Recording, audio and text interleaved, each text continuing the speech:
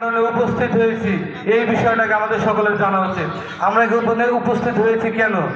বিএনপির মাননীয় ভারপ্রাপ্ত চেয়ারম্যান দেশনায়ক জনাব তারেক রহমান রাষ্ট্র কাঠামো মেরামতের যে 31 দফা ঘোষণা করেছেন, সেই 31 দফা সম্পর্কে প্রচারণার জন্য।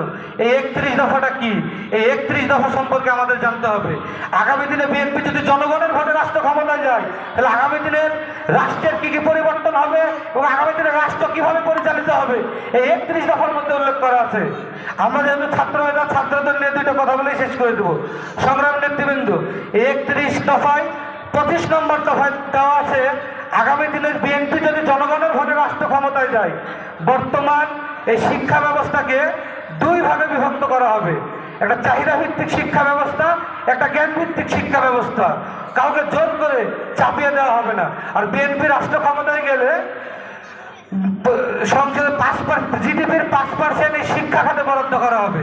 এবং আরো একটা কথা বলা আছে, প্রত্যেকটা শিক্ষা প্রতিষ্ঠানে শিক্ষার পরিবেশ সুস্থ রাখতে বাংলাদেশ জাতীয়তাবাদী দল কাজ করবে। আর কোনো শিক্ষা প্রতিষ্ঠানে গণরুম গেস্ট রুম চালু হবে না। আর কোনো শিক্ষা প্রতিষ্ঠানের ছাত্রদের দ্বারা চাঁদাবাজি সন্ত্রাসের সাথে যুক্ত থাকতে পারবে না। আপনারা ইতিমধ্যে দেখেছেন, যারা দলের নাম ভাঙে বিভিন্ন অপকর্মের সাথে জড়িত ছিল, তাদেরকে দল থেকে ইতিমধ্যেই বহিষ্কার করা হয়েছে।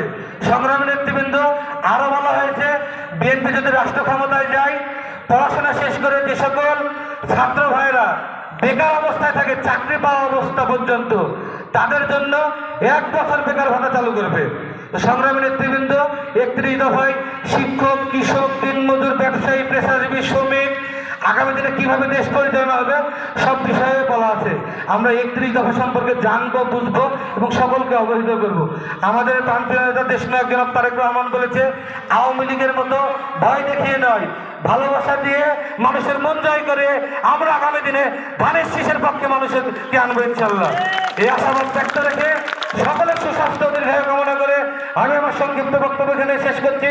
বাংলাদেশ জিন্দাবাদ, বাংলাদেশ জাতীয়তাবাদী ছাত্রদল জিন্দাবাদ, শহীদ জিয়া অমর হোক, খালেদা জিয়া জিন্দাবাদ, আগামী দিনের তারুণ্যের অহংকার জনাব তারেক রহমান জিন্দাবাদ।